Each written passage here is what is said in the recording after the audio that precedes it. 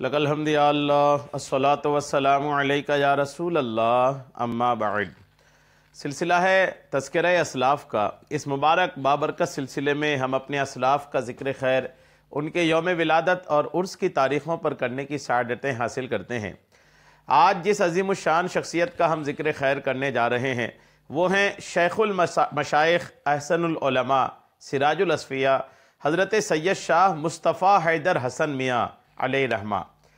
آج آپ کا ذکر خیر ہم اس مناسبت سے کرنے جا رہے ہیں کہ آپ کے وصال کی تاریخ ربیع الاخر کی، یعنی غوث پاک رحمۃ اللہ تعالی علیہ کے مبارک مہینے کی 15 تاریخ کو آپ کا وصال ہوا تھا۔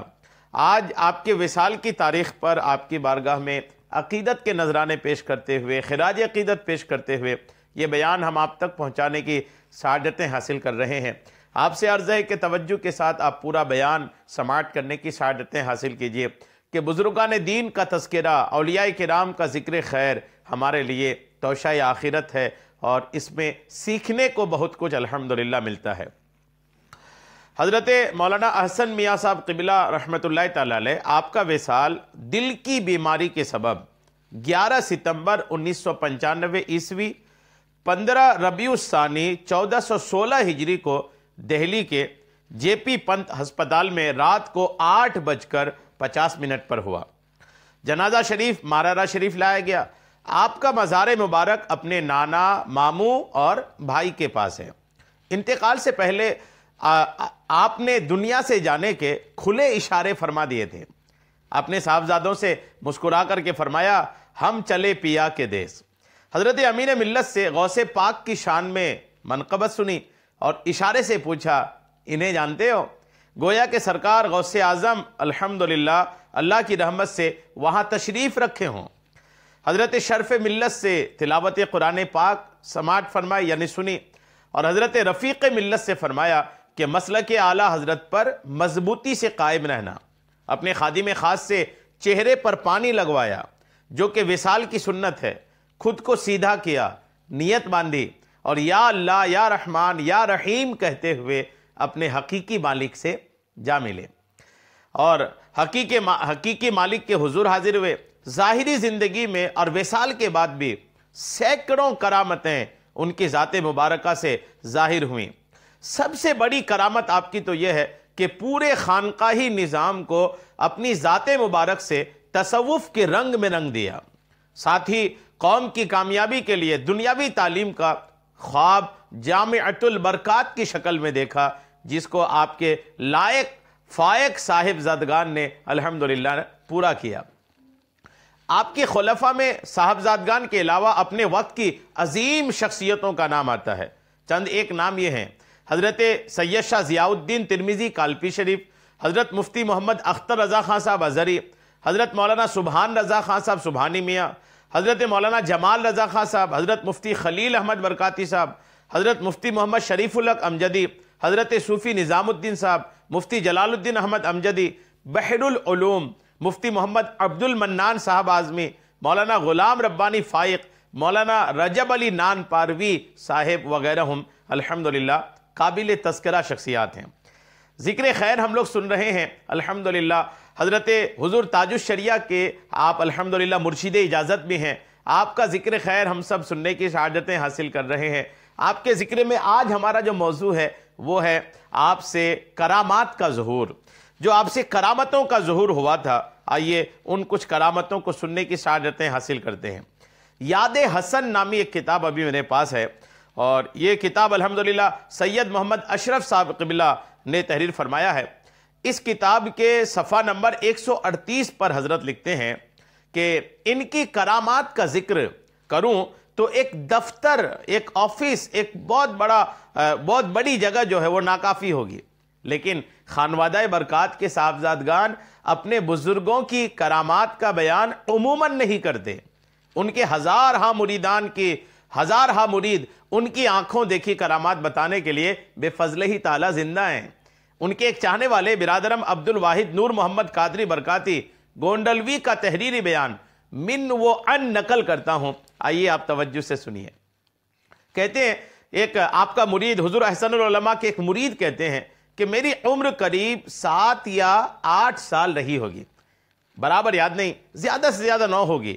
تب گونڈل میں اور میرے بڑے بھائی محمد ابراہیم تاج العلماء محمد میاں صاحب سے بیعت ہوئے۔ آپ کا چہرہ مبارک اتنا نورانی تھا کہ اپنے غیر بھی دیکھتے تو دیکھتے رہ جاتے۔ آپ کا رعب اس قدر تھا کہ بڑے بڑے حضرات با ادب ہاتھ باندھے کھڑے رہتے، لیکن ہم بچے بلا جھجک آپ کے پاس پہنچ جاتے، دست بوسی کرتے اور اور بعدہ بیٹھ جاتے۔ آپ بڑی شفقت سے باتیں کرتے، نماز پڑھنے کی تاکید کرتے، اسکول کی پڑھائی پر توجہ دینے کی تلقین کرتے وغیرہ۔ اس وقت ہم سوچتے کہ آپ تو اتنا پیار سے ہم سے باتیں کرتے ہیں، پھر بھی یہ حضرات کیوں اتنے جھجکتے ہیں؟ اس وقت اپنی کم فہمی کی بنا پر ہم سمجھ نہیں پاتے۔ انہی کے ساتھ ان کے بھانجے سید مصطفیٰ حیدر حسن میاں صاحب بھی تشریف لاتے، گورا نورانی چہرہ، داڑھی مبارک کے سیاہ بال، باوقار شخصیت نظر آتے تھے۔ گونڈل 2-3 سال میں ایک مرتبہ آتے، 8 یا 15 روز رہ کر چلے جاتے، لیکن جب مارچ 1965 عیسوی میں ممبئی میں مستقل رہنے آ گیا تو اکثر دست بوسی کا شرف حاصل ہوتا۔ آپ ممبئی میں اپنے بڑے بھائی حضرت سید العلماء سید آل مصطفیٰ علیہ رحمہ کے پاس کھڑک کی مسجد میں ٹھہرتے۔ ایک بار ممبئی کے کھجور کے مشہور تاجر حاجی عثمان بھائی معروف بھی حاجی بابو کے یہاں شادی کی تقریب کے سلسلے میں تشریف لائے تھے۔ حضرت کے ٹھہرنے کے لیے ایک بڑا ایئر کنڈیشن فلیٹ کا انتظام مریدوں اور ملازم کے لیے کیا گیا۔ آپ جب اپنے بڑے بھائی سے ملنے کھڑک کی مسجد میں گئے تو آپ کے بڑے بھائی کو یہ گوارا نہ ہوا کہ چھوٹا بھائی میرے پاس نہ رہ کر کہیں اور رہے۔ سید میاں نے یہ بات اپنے بھائی سید مصطفیٰ حیدر حسن میاں سے کہی تو آپ بھائی کی محبت میں تمام آسائش چھوڑ کر بھائی کے قریب مسجد کے حجرہ میں آ گئے۔ الحمدللہ کتنا پیار تھا ان دونوں بھائیوں میں۔ حضرت مجھے بہت چاہتے تھے، یہ جو کرامت بیان کر رہے ہیں یہ کہتے کہ حضرت مجھے بہت چاہتے تھے، حالانکہ میں اس قابل کہاں، یہ اللہ کا کرم تھا جس نے آپ کے دل میں مجھ ناچیز کے لیے اتنی محبت پیدا کر دی تھی۔ اس کے لیے میں اس ذات پاک کا شکریہ ادا کرتا رہتا ہوں۔ ان کے ساتھ بیتے دنوں کو یاد کرتا ہوں تو یوں محسوس ہوتا ہے گویا حضرت میرے قریب ہی ہیں، میں انہیں نہیں دیکھ سکتا پر وہ مجھے ضرور دیکھتے ہیں۔ میرے یہاں لڑکا پیدا ہوا، یہ مرید کہتے ہیں کہ میرے یہاں ایک لڑکا پیدا ہوا، میں حضرت کی خدمت میں حاضر ہوا اور خوشخبری سنائی کہ حضرت میرے یہاں لڑکا پیدا ہوا ہے، اور والدہ کی پسند پر اس کا نام محمد یعقوب رکھا ہے۔ آپ نے دست مبارک اٹھا کر اللہ تعالیٰ کا شکر ادا کیا۔ آپ کی خوشی کو دیکھ کر یوں لگا جیسے آپ کے یہاں پوتا پیدا ہوا ہے۔ مجھے مبارکباد دی اور بہت ساری دعائیں بھی دی۔ پوچھا کتنے بیٹے ہوئے؟ میں نے جواب دیا حضرت یہ پہلا ہی تو ہے۔ اس پر فرمایا دوسرا بھی بیٹا ہی ہے۔ آج بھی حضرت کی شہادت کی وہ انگلی جسے اٹھا کر آپ مجھ سے یہ کہہ رہے تھے نظروں کے سامنے ہے۔ میں نے یہ بات کسی سے نہ کہی۔ کچھ عرصہ بعد دوسرا لڑکا پیدا ہوا۔ حضرت ممبئی میں ہی تھے، رمضان شریف کا مہینہ تھا۔ میں نے حضرت سے کہا میرے یہاں بیٹا پیدا ہوا ہے، آپ بچے کا نام تجویز فرمائیں۔ تو آپ نے اسی طرح اللہ تعالیٰ کا شکر ادا کیا، مجھے مبارکباد اور دعائیں دی اور پوچھا کہ کتنے لڑکے ہوئے؟ میں نے جواب دیا، عرض کیا حضور یہ دوسرا لڑکا ہے۔ آپ نے اسی طرح شہادت کی انگلی اٹھائی اور فرمایا تیسرا بھی لڑکا ہے۔ میں اسپتال اپنی بیوی اور بچے کی خیریت معلوم کرنے گیا تو بیوی سے کہا حضرت نے یعقوب کے بعد کہا تھا دوسرا بھی لڑکا ہے، تو محمد شعیب کی تشریف آوری ہوئی، اب حضرت نے تیسرے لڑکے کی خبر دی ہے۔ تو بیوی بولی بس 2 لڑکے بہت ہیں۔ میں نے کہا حضرت نے کہا ہے تو اس میں انشاءاللہ فرق نہ ہوگا۔ پھر تیسرا بھی لڑکا ہوا۔ اس وقت حضرت ممبئی میں نہ تھے، جب تیسرا لڑکا ہوا تو اس وقت حضرت ممبئی میں نہ تھے۔ 20 دن بعد تشریف لائے، میں خدمت میں حاضر ہوا، عرض کی میرے یہاں لڑکا ہوا ہے۔ آپ نے اسی طرح شکر ادا کیا، مبارکباد اور دعائیں دی اور پوچھا کتنے لڑکے ہوئے؟ میں نے کہا یہ تیسرا لڑکا ہے۔ آپ نے کہا ہاں بس اب ایک لڑکی کی ضرورت ہے، اور نبی کریم علیہ السلام کی حدیث سنائی کہ جس نے 3 یا 2 یا کم سے کم ایک لڑکی کی بھی پرورش کی اس کو جنت کا مزدہ خوشخبری ہے۔ میں نے کہا دعا فرمائے۔ آپ نے فرمایا ابھی نہیں، پہلے انہیں بڑا کر لو، اس کے بعد میرے یہاں کوئی بچہ، آپ نے فرمایا کہ پہلے اس کو بڑا کر لو۔ اب یہ مرید کہتے ہیں کہ اس کے بعد میرے یہاں کوئی بچہ نہیں ہوا۔ دوسرا واقعہ یوں ہے کہ میں روزانہ بعد نماز عشاء حاضر خدمت ہوا کرتا تھا۔ ایک دن معمول کے مطابق دست بوسی کی اور بیٹھ گیا۔ حضرت نے پوچھا عبد الواحد کیسے ہو؟ میں نے جواب میں عرض کیا اللہ کا کرم اور آپ کی دعا ہے۔ آپ نے دوبارہ پرسش کی، یعنی پوچھا گھر میں سب کیسے ہیں؟ میں نے وہی جواب دیا۔ یہ پوچھنا ان کا معمول تھا۔ اس دن پھر پوچھا بچے کیسے ہیں؟ میرا جواب وہی تھا۔ پھر پوچھا بچے کیسے ہیں؟ مجھے تعجب ہوا کہ حضرت بار بار کیوں پوچھ رہے ہیں؟ اب جواب دینے میں میری آواز نرم پڑ گئی۔ حضرت نے فرمایا گھر جاؤ، وقت کافی ہو گیا ہے، اور تاکید کی کہ سیدھے گھر جاؤ۔ میں وہاں سے چل دیا۔ گھر پہنچا تو بیوی چھوٹے بچے محمد عرفان کو گود میں لیے بیٹھی تھی۔ مجھے دیکھتے ہی کہا کہ بچے کو دیکھو کتنا بخار ہے، بچہ بخار سے تپ رہا ہے۔ میں نے کہا رات کے 12 بج رہے ہیں، اس وقت کوئی ڈاکٹر بھی نہیں ملے گا، صبح ہوتے ہی ڈاکٹر کے پاس لے جائیں گے۔ مجھے ایک بار کچھ سامان خریدنے کا حکم دیا۔ یعنی آپ دیکھیں کہ آپ کے مرید، حضور احسن العلماء کے مرید آپ کی بارگاہ میں بیٹھے ہیں، ان کے گھر میں بچے کی طبیعت خراب ہے، آپ نے الحمدللہ اشارہ میں اپنے مرید کو بتایا بھی اور تاکید بھی فرمایا کہ جلدی سیدھے گھر جاؤ۔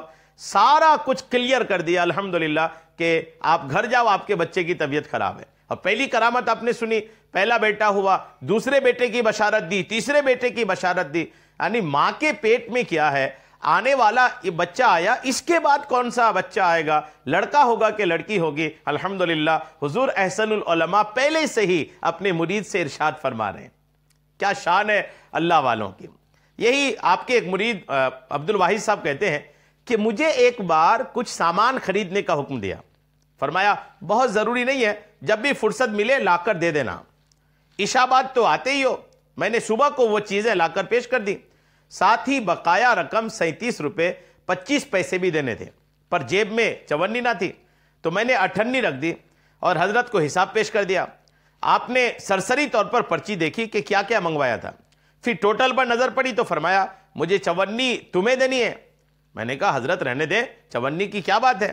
آپ نے فرمایا حساب تو حساب ہے، تمہارا ہے تم لے لو، میرا ہے مجھے دے دو۔ اب حضرت ریز گاڑی ڈھونڈنے لگے، مل نہیں رہی تھی۔ میں نے کہا حضرت رہنے دیں۔ آپ نے جواب میں فرمایا کہ بخش دے رہے ہو یا حساب؟ بہت پریشان ہوئے۔ ریز گاڑی کی وہ پوٹلی ملنے کو تیار نہیں، یہاں تک کہ آپ پسینہ پسینہ ہو گئے۔ اب مجھ سے رہا نہیں گیا، میں نے کہا حضرت وہ 58 ہی مجھے دے دیں۔ اس پر آپ میری طرف پلٹے، چہرے پر مسکراہٹ اور لہجے میں ہلکی سی ڈانٹ، وہ میری 54 تمہیں کیوں دوں؟ مجھے ہنسی آ گئی، نہ تو میری 54 خود رکھتے ہیں اور نہ اپنی 54 مجھے دیتے ہیں۔ آخر میں وہ پوٹلی ملی اور میری 54 مجھے عطا فرمائی۔ غور کیجئے کہ اللہ والوں کی زندگی کتنی محتاط ہوا کرتی تھی، کتنی محتاط کے ساتھ یہ الحمدللہ زندگی گزارا کرتے تھے۔ جناب محمد اکبر قادری لکھتے ہیں کہ محمد مشتاق برکاتی کھجور والا ممبئی میں رہتے ہیں۔ وہ حضرت والا کی کرامتیں بیان کرتے ہیں، بتاتے ہیں کہ وہ ایک موقع کی دکان لینا چاہتے تھے، کوئی ایک جگہ ایک اچھے موقع کی دکان تھی، وہاں یہ لینا چاہتے تھے اور دکان کا سودا بھی ہو گیا، بیعانہ وغیرہ جو ایڈوانس ہوتے ہیں وہ بھی دے دیا گیا، مگر دکان مالک لالچ میں آ کر کے مکر گیا۔ مشتاق بھائی مایوس ہو کر حضرت کے پاس آئے، سارا واقعہ بتایا۔ حضرت نے فرمایا مشتاق بھائی دل چھوٹا مت کیجئے، وہ دکان آپ کو ہی ملے گی۔ الحمدللہ حضرت نے جیسا فرمایا تھا ویسا ہی ہوا۔ مشتاق بھائی بتاتے ہیں کہ گونڈل میں ایک صاحب ہیں، ان کا پاسپورٹ نہیں بن رہا تھا، کافی تھک ہار کر بیٹھ گئے تھے۔ ایک دن حضرت والا کے پاس حجرہ کھڑک میں آئے اور اپنی پریشانی بیان کی۔ حضرت والا نے ان کے ماتھے پر اپنی انگشت شہادت سے، اپنی انگلی سے کچھ لکھ دیا اور فرمایا آپ جائیے، آپ کا کام ہو جائے گا۔ اسی دن الحمدللہ ان کا پاسپورٹ بن گیا۔ غور کیجئے کہ اللہ والوں کی کیا شان ہے۔ حضرت احسن العلماء الحمدللہ اپنے وقت کی عظیم الشان شخصیت ہیں۔ اللہ کریم نے اس شخصیت کو بڑی عظمتیں، بڑی شان عطا فرمائی تھی۔ اللہ کریم نے بڑی عظمت و شان کے ساتھ الحمدللہ دینی خدمات، ملی خدمات اور خانقاہی خدمات الحمدللہ آپ سے بہت لیا تھا۔ الحمدللہ 15 ربیع الثانی، 15 ربیع الاخر، غوث پاک کے مہینے کی 15 تاریخ کو حضرت کے عرس کی تاریخ ہے۔ ہم نے تو خراج عقیدت پیش کر دیا ہے، آپ سے عرض ہے کہ آپ بھی حضور کی بارگاہ میں کچھ نہ کچھ خراج عقیدت ضرور پیش کیجئے۔ اللہ والوں کی بارگاہ میں خراج عقیدت ہمارے لیے قیامت کے دن توشہ آخرت بنتی نظر آئے گی۔ اللہ کریم حضور احسن العلماء کی قبر مبارک پر خوب برکتیں نازل فرمائے اور ان کا ہم سب کو بھی حصہ عطا فرمائے، آمین، بجاہ النبی الامین صلی اللہ تعالی علیہ وسلم۔